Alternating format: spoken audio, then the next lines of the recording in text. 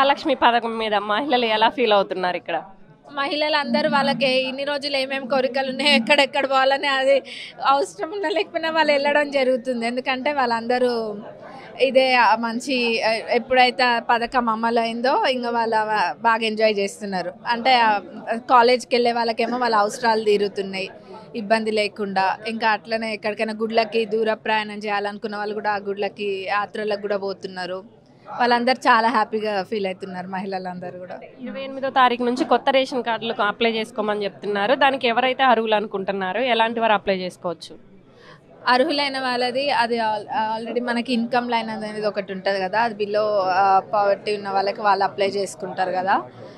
అన్నీ మేము కూడా లిస్ట్ తెప్పించుకొని అన్నీ వెరిఫై చేసినాకనే అది వాళ్ళ అప్లికేషన్స్ అవన్నీ కూడా చూస్ చేయడం జరుగుతుంది.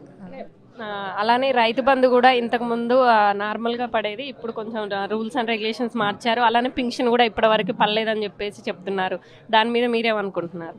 పడతాయండి. ఇప్పుడు వచ్చిన కొన్ని 2 రోజులలోనే ఆ 2 కూడా అమలు పరిచిండ్రు కదా, అట్లనే ఇది కూడా తప్పకుండా జరుగుతుంది. కొంచెం ముందు వెనకాలను అంటే మరీ ఆలస్యం కూడా ఏం కాదు.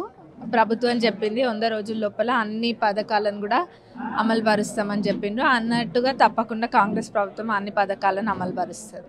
మీరు ప్రచారంలో ఒక అభ్యర్థిగా తిరిగారు అన్ని నియోజకవర్గాలు, ఇప్పుడు ఎమ్మెల్యేగా గెలిచిన తర్వాత తిరుగుతున్నారు. ఎలా అనిపిస్తుంది?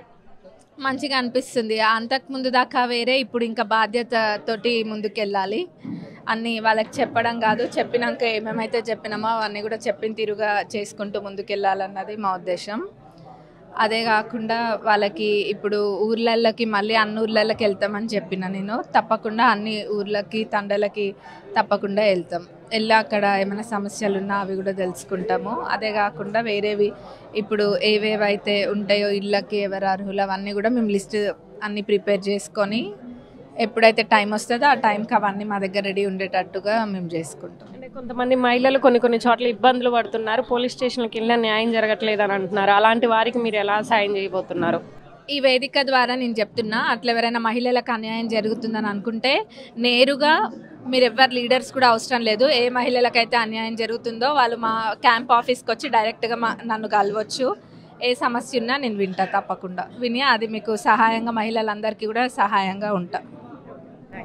విన్నారు కదా, గెలిచిన తర్వాత మొదటిసారిగా వెలిమిడి రామాలయానికి రావడం అయితే జరిగింది. ఇక్కడ ప్రశాంతంగా ఉంది. అలానే ఇక్కడ అభివృద్ధికి తోడ్పడతాం, అలానే మేము ఏదైతే హామీలు ఇచ్చామో అవన్నీ నెరవేరుస్తాం. అలానే మహిళలు ఎవరైతే ఇబ్బంది పడుతున్నారో వాళ్ళు పోలీస్ స్టేషన్లో ఎక్కడైనా న్యాయం జరగకపోతే వితిన్ సెకండ్స్లో నా దగ్గరకు వస్తే నేను తప్పకుండా రెస్పాండ్ అవుతానని చెప్పడం అయితే జరుగుతుంది. ఇలాంటి మరిన్ని విశేషాలు మీ ముందు తీసుకొస్తుంది మీ ఆర్టీవీ.